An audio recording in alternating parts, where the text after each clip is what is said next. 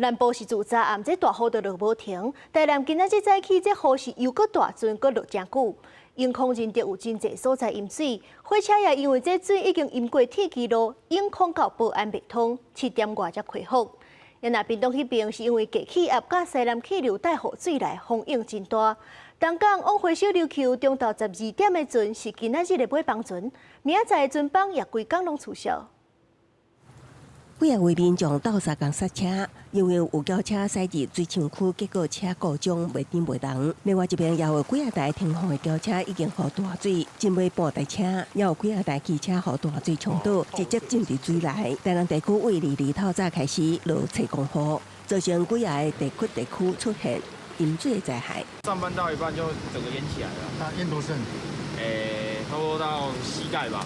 其中永康區包括台灣路、大金街，攏水浸到腳拍區，大水也淹入民家厝。另外，台鐵台南段內水淹過幾度，永康到保安之間捌雙向未通，7點外開放，也毋過降速通行，造成部分列車慢分。另外，伫仁德區包括高流都市口圍、魯龍路、太子路等所在也陸續傳出淹水情形。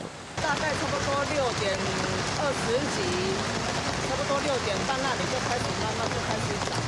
仁德區三亞區是傳出有人倒水，目前消防隊繼續找找，初步無發現蹤影。當沿河邊往水尾找。屏東東港東流線也受到氣候影響，海上的風景無好。拜六尾班車至到12點，禮拜日全部停航。也毋過透早也是有遊客坐船去小琉球。為什麼堅持要去啊？